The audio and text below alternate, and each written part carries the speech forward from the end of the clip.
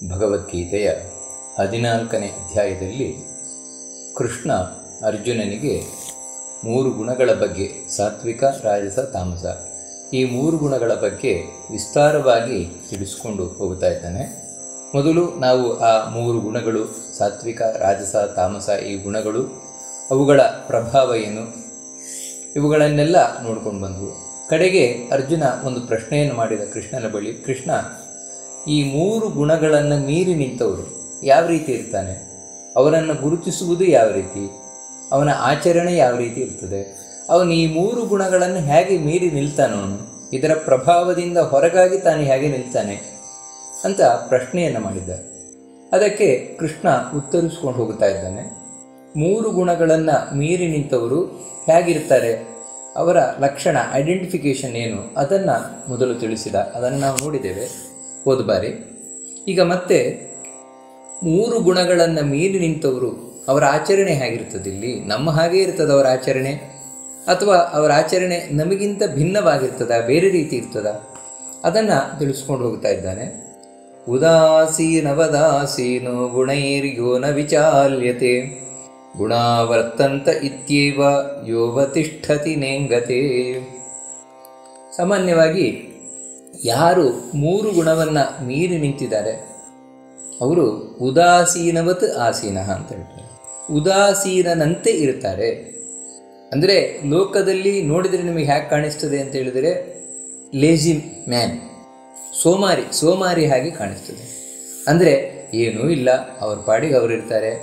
ಈ ಜನಗಳು ಒಂದು ರೀತಿ ಇಲ್ಲಿ ಏನೋ ಚಟುವಟಿಕೆಯಲ್ಲಿ ತೊಡಗಿದ್ರೆ, ಆ್ಯಕ್ಟಿವ್ನೆಸ್ ಜನರಲ್ಲಿ ಕಾಣ್ತಾ ಇದ್ದಾರೆ, ಅದು ಅವರಲ್ಲಿರೋಲ್ಲ.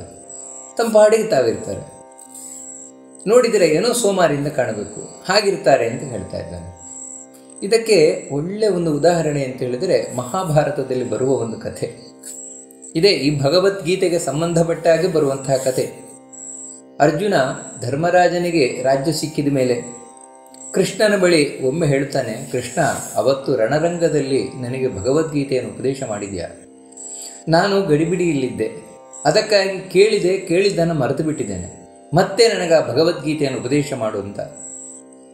ಅದಕ್ಕೆ ಕೃಷ್ಣ ಹೇಳ್ತಾನೆ, ಅರ್ಜುನ, ಅವತ್ತು ನಾನು ಉಪದೇಶ ಮಾಡಿದೆ ಯಾಕಂದರೆ ನನಗೆ ಸ್ಫೂರ್ತಿ ಇತ್ತು, ಇವತ್ತು ಆ ಸ್ಫೂರ್ತಿ ಇಲ್ಲ, ಅದಕ್ಕಾಗಿ ನಾನು ಆ ಭಗವದ್ಗೀತೆಯನ್ನು ಮತ್ತೆ ನನಗೆ ಉಪದೇಶ ಮಾಡಲಿಕ್ಕಾಗೋದಿಲ್ಲ.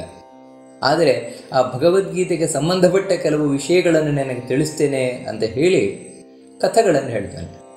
ಅದರಲ್ಲಿ ಒಂದು ಕಥೆ, ಒಬ್ಬ ಬ್ರಾಹ್ಮಣ ಮನೆಯಲ್ಲಿ ಯಾವಾಗಲೂ ಸುಮ್ಮನೆ ಕೂರ್ತಾ ಇದ್ದ. ಇಲ್ಲಿ ಯಾವ ರೀತಿ ಹೇಳಿದ್ರು ಅದೇ ರೀತಿ, ಉದಾಸೀನ, ಸೋಮಾರಿ ಹಾಗೆ ಕೂರ್ತಾ ಇದ್ದ. ಅವನ ಹೆಂಡತಿಗೆ ಬಹಳ ಬೇಜಾರು. ಯಾಕಂದರೆ ಉಳಿದವರ ಗಂಡಂದಿರು ಏನಾದರೂ ಚಟುವಟಿಕೆಯಲ್ಲಿ ತೊಡಗುತ್ತಾರೆ. ಅವರು ವೇದ ಪಾರಾಯಣ ಮಾಡುವಂಥದ್ದು, ವೇದದ ಅರ್ಥ ತಿಳಿಯುವಂಥದ್ದು, ಹೋಮ ಮಾಡಿಸುವುದು, ಪೂಜೆ ಮಾಡುವುದು, ಈ ರೀತಿ ಏನಾದರೂ ಚಟುವಟಿಕೆಯಲ್ಲಿ ತೊಡಗಿರ್ತಾರೆ. ನನ್ನ ಗಂಡ ಏನೂ ಮಾಡ್ತಾ ಇಲ್ಲ, ಸುಮ್ಮನೆ ಮನೆಯಲ್ಲಿ ಕೂತಿರ್ತಾರೆ ಅಂತ ಹೇಳಿ ಬೇಜಾರಿನಿಂದ ಒಂದು ದಿನ ತಡಿಲಿಕ್ಕಾಗದೆ ಹೇಳೇಬಿಟ್ಲು ಗಂಡನ ಹತ್ರ, ನೀವೇನೂ ಮಾಡ್ತಾ ಇಲ್ಲ, ನಿಮ್ಮಂಥ ಗಂಡನನ್ನು ಪಡೆದು ನಾನು ಯಾವ ನರಕಕ್ಕೆ ಹೋಗ್ತೇನೋ ಏನೋ ಅಂತ ಬಹಳ ಬೇಸರದಿಂದ ಹೇಳಿದಾಗ ಆ ಬ್ರಾಹ್ಮಣ ಬಹಳ ಸುಂದರವಾಗಿ ತಿಳಿಸ್ತಾನೆ, ನಾನು ಸುಮ್ಮನೆ ಕೂತಿಲ್ಲ, ನಿನಗೆ ಯಾರು ಹೇಳಿದ್ದು ನಾನು ಸುಮ್ಮನೆ ಕೂತಿದ್ದೇನೆ ಅಂತ, ಮತ್ತು ನಾನು ಒಳಗಿನಿಂದ ಯಜ್ಞವನ್ನು ಮಾಡ್ತಾ ಇದ್ದೇನೆ ಅಂತ ಒಂದು ಆ ಯಜ್ಞದ, ಅಂದರೆ ತಾನು ಅಂತರಂಗದಲ್ಲಿ ಮಾಡ್ತಾ ಇರುವ ಯಜ್ಞಗಳ ವಿವರಣೆಯನ್ನು ಕೊಡ್ತಾನೆ.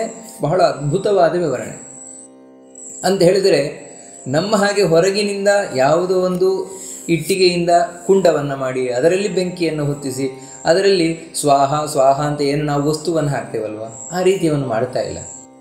ಮತ್ತು ಕೃಷ್ಣ ಭಗವದ್ಗೀತೆಯಲ್ಲಿ, ಇದೇ ಭಗವದ್ಗೀತೆಯಲ್ಲಿ 4ನೇ ಅಧ್ಯಾಯದಲ್ಲಿ ಹೇಳಿದ್ದಾನೆ, ನಾನಾ ವಿಧವಾದ ಯಜ್ಞಗಳನ್ನು, ಆ ಯಜ್ಞಗಳನ್ನು ಅಂತ ಹೇಳಿದರೆ ಇವಾಗ ಯಾವುದೊಂದನ್ನು ನೋಡುತ್ತಾನೆ, ಸುಂದರವಾದದ್ದನ್ನು ನೋಡುತ್ತಾನೆ, ನೋಡಿದ ಕೂಡಲೇ ನಮಗೇನು ಎಷ್ಟು ಚೆನ್ನಾಗಿದೆ ಅಂತ ಹೇಳಿ ನಾವು ಆಸ್ವಾದನೆಯನ್ನು ಮಾಡ್ತೇವೆ.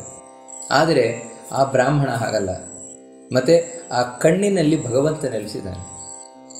ಕಣ್ಣಿನಲ್ಲಿ ನೆಲೆಸಿರುವಂತಹ ಭಗವಂತನಿಗೆ, ಅಂದರೆ ಅವನ ಪ್ರಕಾರ ಈ ಕಣ್ಣೇ ಒಂದು ಕುಂಡ, ಹೋಮದ ಕುಂಡ. ಆ ಹೋಮದ ಕುಂಡದಲ್ಲಿ ಭಗವಂತ ಬೆಂಕಿಯಾಗಿ ಜ್ವಲಿಸ್ತಾ ಇದ್ದಾನೆ. ಆ ಪ್ರಕಾಶ, ಅದರಿಂದಾಗಿ ಇದು ಕಣ್ಣು ಕೆಲಸ ಮಾಡ್ತಾ ಇದೆ. ಅಂತಹ ಭಗವಂತನಿಗೆ ಕೊಡುವ ಆಹುತಿ ಯಾವುದು ಅಂತ ಹೇಳಿದರೆ ಹೊರಗೆ ಕಾಣ್ತಾ ಇರುವ ರೂಪ. ಆ ರೂಪವೇ ಆಹುತಿ ಅಂತ ಹೇಳಿದರೆ, ಸ್ವಾಮಿ ನಾನು ಏನು ಈ ರೂಪವನ್ನು ನೋಡ್ತಾ ಇದ್ದೇನೆ ಅದು ನಾನೇ ನಾನಾಗಿ ನೋಡುತ್ತಾ ಇರುವುದಲ್ಲ, ಮತ್ತು ನೀನು ನೋಡ್ತಾ ಇರುವುದು, ನೀನು ತೋರಿಸ್ತಾ ಇರುವುದು. ಅದಕ್ಕಾಗಿ ನಿನಗೇ ಅರ್ಪಣೆಯನ್ನು ಮಾಡ್ತೇನೆ. ನನ್ನದಲ್ಲ ಸ್ವಾಮಿ, ಇದು ನಿಂದು. ನೋಡಿ, ಹೋಮದಲ್ಲಿ ಯಜ್ಞದಲ್ಲಿ ಇರುವುದೇ ಇದು. ನಮಮ ಇದನ್ ನಮಮ, ನಂದಲ್ಲ ಸ್ವಾಮಿ ನಿಂದು. ಈ ಹೋಮದಲ್ಲಿಯೂ ಕೂಡ ಅಷ್ಟೇ, ನಾವು ಬೆಂಕಿ ಹೊತ್ತಿಸುವುದು ಮುಖ್ಯ ಅಲ್ಲ, ಅದರಲ್ಲಿ ಯಾವುದೋ ಬೇರೆ ಬೇರೆ ವಸ್ತುಗಳನ್ನು ಹಾಕುವುದು ಮುಖ್ಯ ಅಲ್ಲ, ಮಂತ್ರ ಹೇಳುವುದು ಮುಖ್ಯ ಅಲ್ಲ. ಮತ್ತು ಇದೆಲ್ಲವೂ ಯಾವಾಗ ಸಾರ್ಥಕ ಆಗುತ್ತದೆ ಅಂತ ಹೇಳಿದರೆ, ಸ್ವಾಹ ಇದನ್ನ ಮಮ ಸ್ವಾಮಿ, ನಂದಲ್ಲ ನಿಂದು, ನಂದಲ್ಲ ನಿಂದು. ಇದು ಬಹಳ ಮುಖ್ಯವಾಗಬೇಕಾಗಿರೋದು. ಅದನ್ನು ನಾನು ಮಾಡ್ತಾ ಇದ್ದೇನೆ. ಪ್ರತಿಯೊಂದು ಇಂದ್ರಿಯಗಳಲ್ಲೂ ಈ ರೀತಿ ನಾನು ಮಾಡ್ತಾ ಇದ್ದೇನೆ. ಜೀವನದ ಪ್ರತಿಯೊಂದು ಚಟುವಟಿಕೆಯನ್ನು ನಾನು ಹೋಮವಾಗಿ ಮಾಡ್ತಾ ಇದ್ದೇನೆ, ದೇವರ ಪೂಜೆಯಾಗಿ ಮಾಡ್ತಾ ಇದ್ದೇನೆ. ಆದರೆ ಹೊರಗಿನ ಲೋಕಕ್ಕೆ ಇದೇನೂ ಕಾಣೋದಿಲ್ಲ. ಹೊರಗಿನ ಲೋಕಕ್ಕೆ ಅವನೊಬ್ಬ ಸೋಮಾರಿ.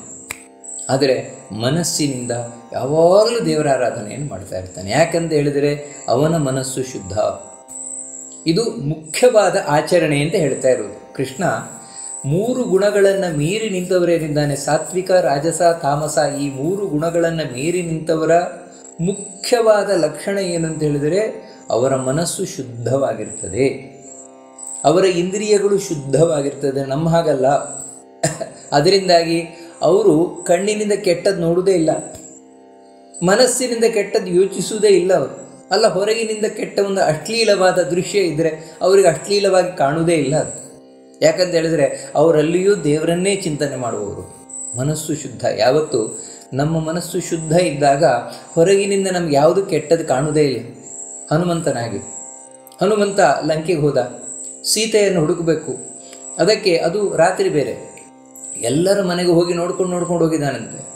ಅಲ್ಲಿ ಒಬ್ಬೊಬ್ಬರು ಆ ಹೆಣ್ಣುಮಕ್ಕಳು ಒಬ್ಬೊಬ್ಬರು ಒಂದೊಂದು ರೀತಿ ಇದ್ದರು. ಕೆಲವರು ನಗ್ನವಾಗಿದ್ದರು, ಕೆಲವರು ಪುರುಷನ ತಮ್ಮ ಗಂಡನೊಟ್ಟಿಗೆ ಇಳಿದ್ರು. ಈ ರೀತಿ ನಾನಾ ವಿಧವಾದ ದೃಶ್ಯಗಳನ್ನು ಕಂಡು ಕಡೆಗೆ ಯೋಚನೆಯನ್ನು ಮಾಡ್ತಾನೆ, ನಾನೊಬ್ಬ ಬ್ರಹ್ಮಚಾರಿಯಾಗಿ ಇಂಥ ದೃಶ್ಯಗಳನ್ನೆಲ್ಲ ಕಾಣಬಹುದಾ ನಾನು ಅಂತ.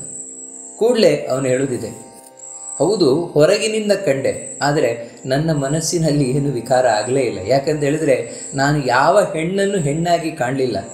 ಮತ್ತು ಆ ಎಲ್ಲ ಹೆಣ್ಣಿನಲ್ಲೂ ಸೀತಾಮಾತೆಯನ್ನು ಕಂಡೆ. ಇವಳು ನನ್ನ ಸೀತಾಮಾತೆಯ ಅಂತ ಹೇಳಿದರೆ ಪ್ರತಿಯೊಂದು ಕಡೆಯೂ ಸೀತೆಯದ್ದೇ ಸ್ಮರಣೆಯೇ ಹೊರತು ಬೇರೆ ಯಾವುದೂ ಸಾಮಾನ್ಯ ಹೆಣ್ಣಿನ ಸ್ಮರಣೆಯೇ ಬರಲಿಲ್ಲ. ಅದಕ್ಕಾಗಿ ನನ್ನ ಮನಸ್ಸಿನಲ್ಲಿ ಸ್ವಲ್ಪವೂ ವಿಕಾರ ಉಂಟಾಗಲೇ ಇಲ್ಲ. ನೋ ಚೇಂಜಸ್ ಅಟ್ ಆಲ್ ನನ್ನ ಮನಸ್ಸಿನಲ್ಲಿ. ಅದಕ್ಕಾಗಿ ನನ್ನ ಮನಸ್ಸು ಶುದ್ಧವಾಗಿದೆ. ಇದೇನು ಅಂತ ಹೇಳಿದ್ರೆ 3 ಗುಣಗಳನ್ನು ಮೀರಿ ನಿಂತವರ ಮನಸ್ಸು ಯಾವ ರೀತಿ ಇರ್ತದೆ ಅಂತ ಇದೆ. ಅದಕ್ಕೆ ಉದಾಸೀನ, ಹೊರಗಿನಿಂದ ಉದಾಸೀನರಾಗಿರ್ತಾರೆ. ಆದರೆ ನಾವು ಹಾಗಲ್ಲ.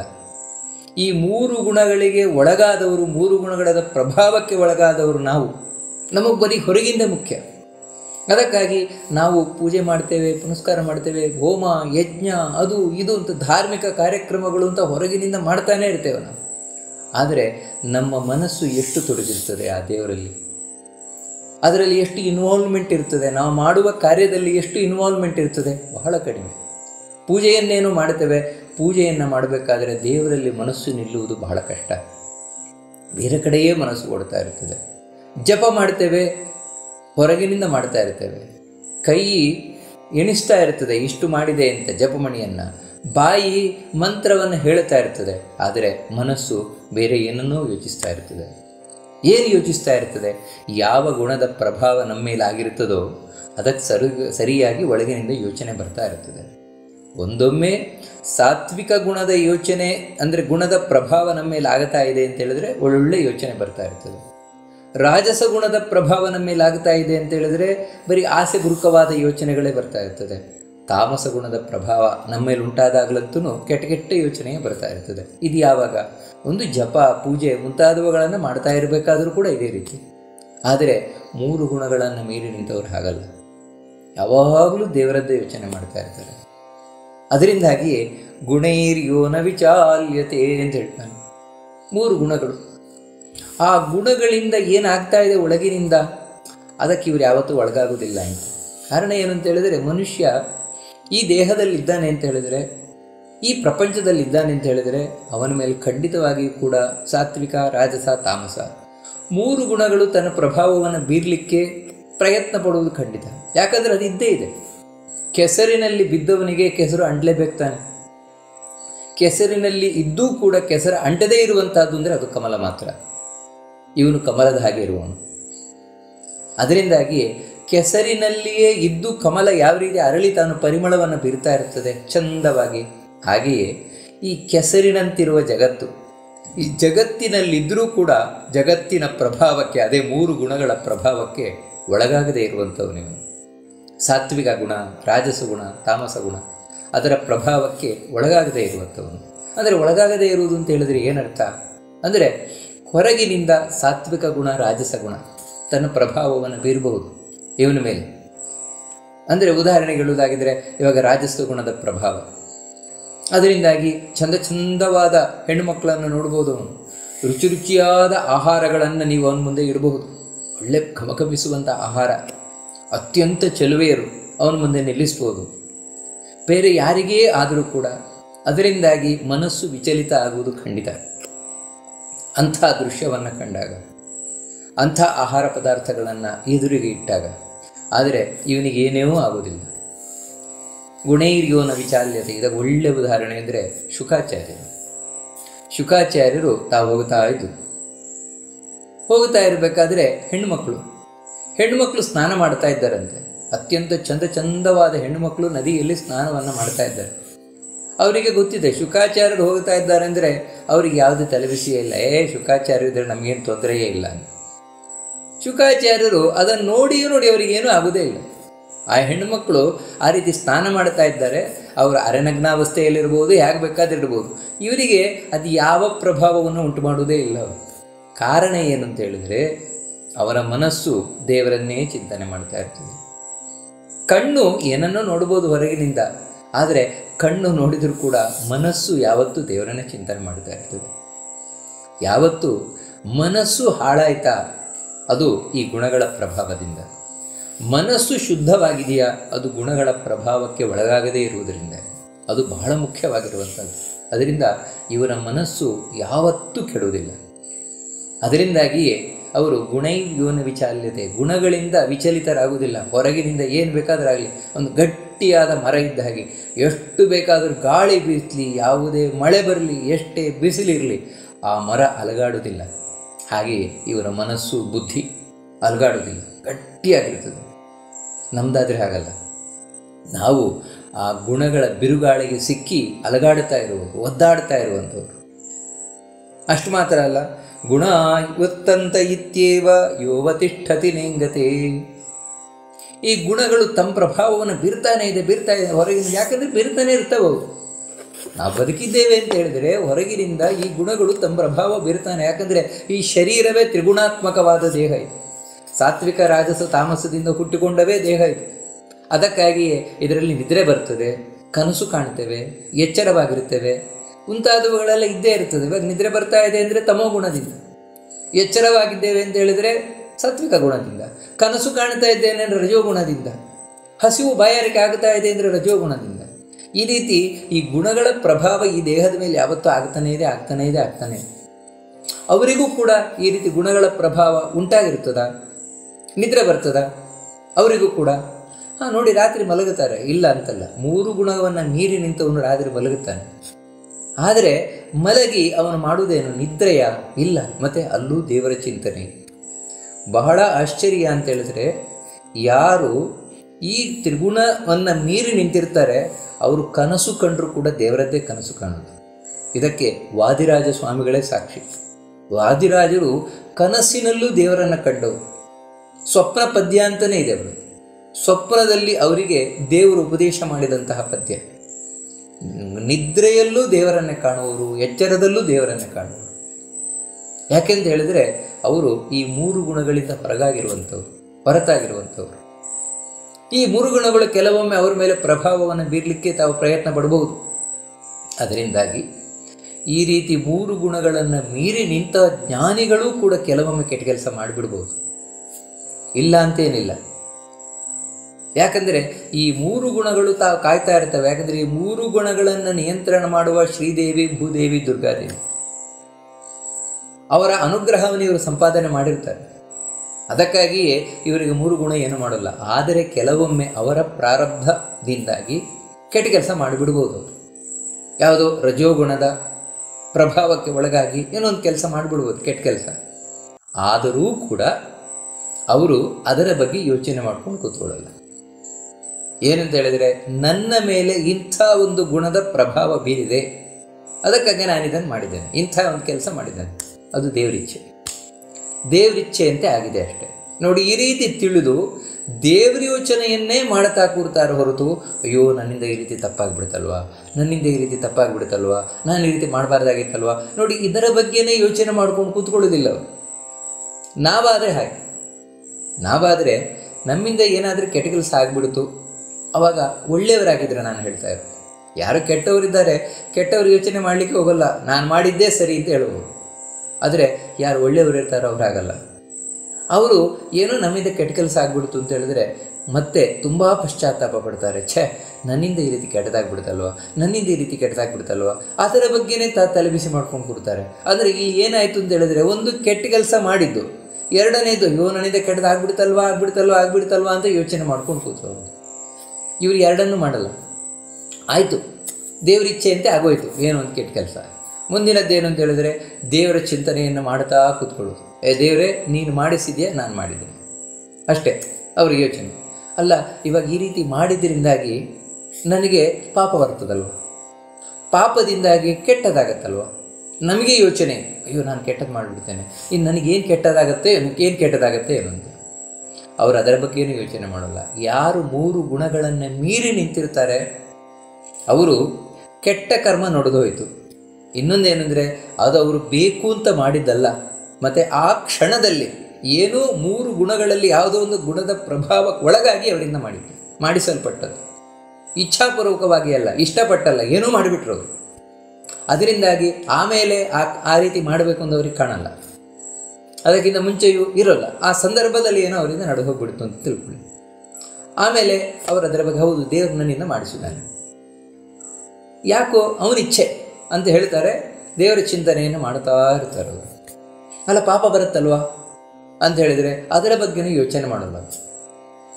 ಯಾವ ದೇವರು ನನ್ನಿಂದ ಈ ರೀತಿ ಮಾಡಿಸಿದಾನೋ, ಕೆಟ್ಟದ್ದೋ ಒಳ್ಳೆಯದು ಗುಣಗಳ ಪ್ರಭಾವಕ್ಕೊಳಗಾಗಿ ನಾನು ಮಾಡಿದ್ದೇನೋ ಆ ಕ್ಷಣದಲ್ಲಿ, ಅದಕ್ಕೇನು ಫಲ ಕೊಡಬೇಕು ಅದನ್ನು ದೇವರು ಕೊಡ್ತಾನೆ. ಕೆಟ್ಟದ್ದು ಒಳ್ಳೆಯದು ಕೊಡ್ತಾನೆ. ಅಲ್ಲ, ಕೆಟ್ಟ ಫಲ ನಮಗೇನು ಅಂತ ಹೇಳಿದ್ರೆ, ಕೆಟ್ಟ ಫಲ ಬಂತು ಅಂತ ಹೇಳಿದ್ರೆ ಇಲ್ಲಿ ಕಷ್ಟ ಬರುತ್ತೆ, ಕಷ್ಟ ಅನುಭವಿಸ್ಬೇಕಾಗತ್ತೆ. ಅವರು ಅದಕ್ಕೆ ಯೋಚನೆ ಮಾಡಲ್ಲ. ಹೌದಾ, ಕಷ್ಟ ಬರ್ತದ, ಬರಲಿ, ಬೇಡ ಅಂತ ಹೇಳಲ್ಲ. ನೋಡಿ, ಇದೇ 3 ಗುಣಗಳನ್ನು ಮೀರಿ ನಿಂತವರ ವೈಶಿಷ್ಟ್ಯ ಏನು ಅಂತ ಹೇಳಿದ್ರೆ, ಬಂದದ್ದೆಲ್ಲ ಬರಲಿ ಅಂತಲೇ ಅವರು ಹೇಳೋದು ಹೊರತು ಬೇಡ ಅಂತ ಹೇಳಲ್ಲ, ಕಷ್ಟ ಬೇಡ ಅಂತ ಹೇಳಲ್ಲ. ಅದನ್ನೇ ಪುರಂದರದಾಸ ಹೇಳ್ತಾರೆ, ಕಷ್ಟ ಬೇಡೆಂಬಾಸೆ ಕಡು ಸುಖವ ಕಾಂಬಾಸೆ ನಷ್ಟ ಜೀವನದಾಸೆ ಪುರಂದರ ವಿಠಲ ಭಿನ್ನಕ್ಕೆ ಬಾಗಿಲ್ಲವಯ್ಯ ಅನಂತ ಅಪರಾಧ ಎನ್ನಲ್ಲಿ ಇರಲಾಗಿ. ಇದು ಒಂದು ಅಪರಾಧ, ದೇವರೇ ಕಷ್ಟ ಬೇಡ ಅಂತ ಹೇಳೋದು. ಯಾಕೆ ಅಂತ ಹೇಳಿದರೆ, ಮಾಡಿದ್ದನ್ನು ಅನುಭವಿಸ್ಬೇಕಲ್ವ. ಏನು ತಪ್ಪು ಮಾಡಿದ್ದೇನೆ, ಆ ತಪ್ಪಿಗೆ ಶಿಕ್ಷೆ ಸಿಗಬೇಕಲ್ವ. ಅದರಿಂದಾಗಿ ಅವರದು ಬೇಡ ಅಂತ ಹೇಳಲ್ಲ. ಯಾಕೆ ಅಂತ ಹೇಳಿದರೆ, ಕಷ್ಟವನ್ನು ಯಾಕೆ ಅವರು ಬೇಡ ಅಂತ ಹೇಳಲ್ಲ ಅಂತ ಹೇಳಿದರೆ, ಒಂದೇ ಕಾರಣದಿಂದ, ನಾನು ಮಾಡಿದ ತಪ್ಪಿಗೆ ಶಿಕ್ಷೆ ಅನುಭವಿಸಬೇಕು. ಯಾಕಂದರೆ ಮತ್ತೊಮ್ಮೆ ನಾನು ಈ ರೀತಿ ತಪ್ಪು ಮಾಡಬಾರ್ದು. ನೋಡಿ, ಅವರು ಎಣಿಸೋದು ಹಾಗೆ. ಇದಕ್ಕೆ ಒಳ್ಳೆಯ ಉದಾಹರಣೆ ಎಂದರೆ ಪರೀಕ್ಷಿತ ಮಹಾರಾಜ ಶಮೀಕರಿಗೆ ಅವಮಾನ ಮಾಡಿದ. ಬೇಟೆಗೆ ಹೋದಾಗ ಶಮೀಕರ ಆಶ್ರಮಕ್ಕೆ ಹೋದ. ಶಮೀಕರು ಧ್ಯಾನಾವಸ್ಥೆಯಲ್ಲಿದ್ದರು. ಇವನು ಮಾತಾಡಲಿಲ್ಲ. ಇವನಿಗೇನು ಸತ್ಕಾರ ಮಾಡಲಿಲ್ಲ. ಸಿಟ್ಟುಗೊಂಡು ಒಂದು ಸತ್ತ ಹಾವನ್ನು ಅವ್ರ ಕೊರಳಿಗೆ ಹಾಕಿ ತಾನು ಬಂದ. ರಾಜ್ಯದ ಹತ್ರ ಬರಬೇಕಾದ್ರೆ ಅವನಿಗೆ ಪಶ್ಚಾತ್ತಾಪ ಆಯಿತು. ನನ್ನ ಜೀವನದಲ್ಲಿ ನಾನು ಒಮ್ಮೆಯೂ ಈ ರೀತಿ ಜ್ಞಾನಿಗಳಿಗೆ ಅವಮಾನ ಮಾಡಿದ್ದಿಲ್ಲ. ಮೊದಲ ಬಾರಿ ಈ ರೀತಿ ಜ್ಞಾನಿಗಳಿಗೆ ಅವಮಾನ ಮಾಡಿದ್ದೇನೆ. ಅದರಿಂದಾಗಿ ನಾನು ರಾಜನಾಗಿರಲಿಕ್ಕೆ ಅನರ್ಹ, ನಾನು ಅಪರಾಧಿ, ಪಾಪಿ ಅಂತ ತಾನು ಯೋಚನೆಯನ್ನು ಮಾಡಿದ. ರಾಜ್ಯವನ್ನು ನಾನು ಬಿಟ್ಟುಬಿಡ್ತೇನೆ, ನನ್ನ ಮಗನಿಗೆ ಕೊಟ್ಟು ನಾನು ತಪಸ್ಸಿಗೆ ಹೋಗ್ತೇನೆ ಅಂತ ಯೋಚನೆ ಮಾಡಿ ರಾಜ್ಯ ಸೇರಬೇಕಾದ್ರೇ ಈ ಕಡೆ ಶಮೀಕರ ಮಗ ಶೃಂಗಿ ಶಾಪ ಕೊಟ್ಟಿದ್ದ. ಇನ್ನು 7 ದಿನಕ್ಕೆ ಸರಿಯಾಗಿ ತಕ್ಷಕನಿಂದ ಕಚ್ಚಲ್ಪಟ್ಟು ಸಾಯಿಲಿ ಆ ರಾಜ ಅಂತ. ಆ ವಿಷಯವನ್ನು ಋಷಿಕುಮಾರ ಬಂದು ಪರೀಕ್ಷಿತನಿಗೆ ತಿಳಿಸಿದ. ರಾಜನ್, ನಿನ್ನ ಜೀವನದಲ್ಲಿ ಇನ್ನಿರುವುದು 7 ದಿನಗಳು ಮಾತ್ರ ಅಂತ. ಪರೀಕ್ಷಿತನಿಗೆ ಬೇಜಾರಾಗಲಿಲ್ಲ, ಖುಷಿಯಾಯಿತು ಅಂತ. ಅಲಂ ಪ್ರಸಕ್ತಸ್ಯ ವಿರಕ್ತಿ ಕಾರಣಂ ಅಂತ ಹೇಳ್ತಾನೆ. ಒಳ್ಳೆಯದಾಯಿತು, ನಾನೇ ರಾಜ್ಯ ಬಿಟ್ಟು ಹೋಗಬೇಕು ಅಂತಿದ್ದೆ, ಇವಾಗ ಇದಿನ್ನೂ ಒಳ್ಳೆಯದಾಯಿತು. ನಾನು ರಾಜ್ಯ ಬಿಡಲಿಕ್ಕೆ, ವೈರಾಗ್ಯ ತಾಳಲಿಕ್ಕೆ ಇನ್ನೂ ಒಳ್ಳೆಯದಾಯಿತು. ಆಗಲಿ, ನನಗೆ ತಕ್ಷಕ ಕಚ್ಚಲಿ, ನಾನು ಸಾಯ್ತೇನೆ. ಯಾಕೆ ಅಂತ ಹೇಳಿದ್ರೆ, ಇನ್ನೊಮ್ಮೆ ನಾನು ಇಂಥ ತಪ್ಪು ಮಾಡಬಾರ್ದು. ಬ್ರಹ್ಮಜ್ಞಾನಿಗಳಿಗೆ ಇನ್ನೊಮ್ಮೆ ಯಾವುದೇ ಜನ್ಮದಲ್ಲೂ ನಾನು ತಪ್ಪು ಮಾಡಬಾರ್ದು, ಅವರಿಗೆ ಅವಮಾನ ಮಾಡಬಾರ್ದು. ಆ ರೀತಿ ನನಗೆ ಬುದ್ಧಿ ಬರಬೇಕು. ಅದಕ್ಕಾಗಿ ಈ ರೀತಿ ಆಗಲಿ ಅಂದರೆ ನೋಡಿ, ಅವನು ಬೇಡ ಅಂತ ಹೇಳಿದ್ರು. ಇದು ನಿಜವಾಗಿಯೂ ಕೂಡ ತ್ರಿಗುಣಾತೀತರಲ್ಲಿ ಇರುವುದಿದು. ಅದಕ್ಕಾಗಿಯೇ ಗುಣಾಹ ವರ್ತಂತ ಇತ್ಯೇವ, ಗುಣಗಳು ನಮ್ಮ ಮೇಲೆ ಪ್ರಭಾವವನ್ನು ಬೀರ್ತಾ ಇವೆ ಅಂತ ಹೇಳಿದರೆ ಅದು ದೇವರ ಇಚ್ಛೆಯಿಂದ, ಸ್ವತಂತ್ರವಾಗಿ ಅಲ್ಲ. ಯಾಕಂದರೆ ಯಾವ ಗುಣಕ್ಕೂ ಕೂಡ ಸ್ವತಂತ್ರವಾಗಿ ನಮ್ಮ ಮೇಲೆ ಎರಗಲಿಕ್ಕೆ ತಾಕತ್ತಿಲ್ಲ. ಮತ್ತು ದೇವರಿಚ್ಛೆ ಮಾಡಬೇಕು, ಇವನಿಗೆ ಇವಾಗ ಈ ಗುಣದ ಪ್ರಭಾವ ಆಗಲಿ, ಇವನಿಗೆ ಈ ಗುಣದ ಪ್ರಭಾವ ಆಗಲಿ, ಆಗ ಮಾತ್ರ ಆ ಗುಣಗಳು ನಮ್ಮ ಮೇಲೆ ಪ್ರಭಾವವನ್ನು ಬೀರ್ತವೆ. ದೇವರಿಚ್ಛೆ ಅದು. ನೋಡಿ, ಈ ರೀತಿ ತಾನು ತಿಳ್ಕೊಂಡಿರ್ತಾನೆ. ಅದಕ್ಕಾಗಿಯೇ ಯಹ ಅವತಿಷ್ಠತಿ ನೆಂಗತೆ, ಅವನು ದೇವರ ಕಾರ್ಯಕ್ರಮದಿಂದ ಯಾವತ್ತೂ ಹಿಂಜರಿಯುವುದಿಲ್ಲ. ಏನು ಬೇಕಾದ್ರೆ ಆಗಲಿ. ಇವಾಗ ಅವನಿಂದ ಅಕಸ್ಮಾತಾಗಿ ಅವನು ಕೆಟ್ಟ ಕೆಲಸ ನಡೆದು ಹೋಗ್ಬಿಡುತ್ತೆ, ಅಕಸ್ಮಾತಾಗಿ ಯಾವತ್ತೂ ಬೇಕು ಅಂತ ಮಾಡೋಲ್ಲ. ಯಾಕಂದರೆ 3 ಗುಣಗಳನ್ನು ಮೀರಿ ನಿಂತಿರ್ತಾನೆ. ಆದರೆ ಯಾವುದೋ ಒಂದು ಕ್ಷಣದಲ್ಲಿ ಮಾಡಿದರೂ ಮತ್ತೆ ತಲೆಬಿಸಿ ಮಾಡಿಕೊಳ್ಳಲ್ಲ. ಯಾಕಂದರೆ ಅವನು ಅದನ್ನು ಒಂದೊಮ್ಮೆ ಹೊರಗಿನಿಂದ ಕೆಟ್ಟ ಕೆಲಸ ಮಾಡ್ತಾ ಇದ್ರೂ ಒಳಗಿನಿಂದ ದೇವರ ಯೋಚನೆ ಇದ್ದೇ ಇರ್ತದೆ. ಒಳಗಿನಿಂದ ದೇವರ ಯೋಚನೆ ಮರೆಯುವುದೇ ಇಲ್ಲ. ಇದನ್ನೇ ಕೃಷ್ಣ ಸ್ಪಷ್ಟವಾಗಿ ಹೇಳ್ತಾನೆ, ಅಪಿಚೇತ್ ಸುದುರಾಚಾರೋ ಭಜತೆ ಮಾಂ ಅನನ್ಯ ಭಾಗ್ ಸಾಧುರೇವ ಸಮಂತವ್ಯ. ಇದನ್ನೇ ಕೃಷ್ಣ ಹೇಳುದು. ಹೊರಗಿನಿಂದ ನಿಮಗೆ ಅವನು ಕೆಟ್ಟದ್ದನ್ನು ಮಾಡ್ತಾ ಇರುವಂತೆ ಕಂಡರೂ ಕೂಡ ಒಳಗಿನಿಂದ ಸದಾ ದೇವರ ಚಿಂತನೆಯನ್ನು ಮಾಡ್ತಾ ಇದ್ದಾನೆ ಅವನು ಅಂತ ಹೇಳಿದರೆ ಅವನು ಒಳ್ಳೆಯವನೇ ಹೊರತು ಕೆಟ್ಟವನಲ್ಲ. ಅವನು ಕೃಷ್ಣ ಸ್ಪಷ್ಟವಾಗಿ ಇದನ್ನು ತಿಳಿಸಿದ್ದಾನೆ. ಅದರಿಂದಾಗಿಯೇ ಇವನು ದೇವರಿಂದ ದೂರ ಆಗುವುದಿಲ್ಲ, ದೇವರ ಕಾರ್ಯದಿಂದ ಯಾವತ್ತೂ ದೂರ ಆಗುವುದಿಲ್ಲ. ಅದನ್ನು ಮಾಡ್ತಾ ಇರ್ತಾನೆ ಇವನು ಅಂತ ಕೃಷ್ಣ ಬಹಳ ಸ್ಪಷ್ಟವಾಗಿ 3 ಗುಣಗಳನ್ನು ಮೀರಿ ನಿಂತವರ ಆಚರಣೆ ಯಾವ ರೀತಿ ಇರ್ತದೆ, ಒಂದೇ ಅರ್ಥದಲ್ಲಿ ಒಂದೇ ಮಾತಿನಲ್ಲಿ ಹೇಳೋದಾಗಿದ್ದರೆ ಸದಾ ದೇವರ ಚಿಂತನೆಯನ್ನು ಇಟ್ಟುಕೊಂಡಿರ್ತಾರೆ ಅವರು. ಅವರ ಮನಸ್ಸು ಯಾವಾಗಲೂ ಶುದ್ಧವಾಗಿರ್ತದೆ. ಮತ್ತು ಅವರು ಅಂತರ್ಮುಖಿಗಳು. ಇದು ಬಹಳ ಮುಖ್ಯ. 3 ಗುಣಗಳನ್ನು ಮೀರಿ ನಿಂತವರು ಅಂತರ್ಮುಖಿಗಳಾಗಿರ್ತಾರೆ. ನಿಮಗೆ ಹೊರಗಿನಿಂದ ಏನು ಗೊತ್ತಾಗೋದಿಲ್ಲ, ಬೂದಿ ಮುಚ್ಚಿದ ಕೆಂಡ ಇದ್ದಾಗ ಅವರು. ಹೊರಗಿನಿಂದ ನೀವೊಬ್ಬ ಹುಚ್ಚ ಅಂತ ತಿಳ್ಕೊಳ್ಬೇಕು, ಒಬ್ಬ ದಡ್ಡ ಅಂತ ತಿಳ್ಕೊಳ್ಬೇಕು, ಒಬ್ಬ ಸೋಮಾರಿ ಅಂತ ತಿಳ್ಕೊಳ್ಬೇಕು. ಈ ರೀತಿಯೆಲ್ಲ ನೀವು, ಯಾಕಂದರೆ ಅವರು ತೋರಿಸಿಕೊಳ್ಳುವುದೇ ಇಲ್ಲ. ತಮ್ಮೊಳಗೆ ಏನಿದೆ ತಾಕತ್ತು ತೋರಿಸುವುದೇ ಇಲ್ಲ. ತಾವು ಎಂಥ ಜ್ಞಾನಿಗಳು ತೋರಿಸುವುದೇ ಇಲ್ಲ. ಅವರು ತೋರಿಸ್ಲಿಕ್ಕೆ ಇಚ್ಛಿಸುವುದೇ ಇಲ್ಲ ಅವರು. ಮತ್ತು ಯಾರಿಗೆ ತೋರಿಸಬೇಕು, ಎಲ್ಲಿ ತೋರಿಸಬೇಕು, ಎಷ್ಟು ತೋರಿಸಬೇಕು ಅಷ್ಟು ಮಾತ್ರ ತೋರಿಸ್ತಾರೆ ಅಷ್ಟೇ. ಈ ಜಗತ್ತಿನಿಂದ ಅವರಿಗೇನು ಆಗಬೇಕಾಗಿಲ್ಲ. ಅವರಿಗೆ ಹೆಸರು ಬೇಕಾಗಿಲ್ಲ, ಕೀರ್ತಿ ಬೇಕಾಗಿಲ್ಲ, ಆಸ್ತಿ ಬೇಕಾಗಿಲ್ಲ, ಇದ್ಯಾವುದು ಬೇಕಾಗಿಲ್ಲ ಅವರಿಗೆ. ಮತ್ತು ಕೇವಲ ದೇವರಿಂದಲೇ ತೃಪ್ತಿ ಪಡ್ತಾ ಇರ್ಬೋದು. 3 ಗುಣಗಳನ್ನು ಮೀರಿ ನಿಂತವು. ಅದಕ್ಕಾಗಿಯೇ ಒಳಗಿಂದ ಸದಾ ದೇವರ ಆರಾಧನೆ ಮಾಡ್ತಾ ಇರ್ತಾರೆ. ಇನ್ನು ಹೇಗಿರ್ತಾರೆ ಅಂತ ಹೇಳಿದ್ರೆ ಇನ್ನೊಂದು ಹೇಳ್ತಾನೆ, ಸುಖ ಸಮ ದುಃಖ ಸುಖ ಸ್ವಸ್ಥ ಸಮಲೋಷ್ಟಾಶ್ಮಕಾಂಚನ ತುಲ್ಯ ಪ್ರಿಯ ಪ್ರಿಯೋ ಧೀರ ತುಲ್ಯನಿಂದಾತ್ಮ ಸಂಸ್ತುತಿ. ಸಮ ದುಃಖ ಸುಖ. ಯಾರು ಈ 3 ಗುಣಗಳನ್ನು ಮೀರಿ ನಿಂತಿರ್ತಾರೆ ಅವರಿಗೆ ಈ ಪ್ರಾಪಂಚಿಕವಾದ ಸುಖ ದುಃಖಗಳು ಸಮವಾಗಿದ್ದಾವೆ ಅಂತ ಹೇಳ್ತಾರೆ. ಅಂತ ಹೇಳಿದ್ರೆ ಅದರ ಬಗ್ಗೆ ಯೋಚನೆ ಮಾಡೋಲ್ಲ ಅವರು.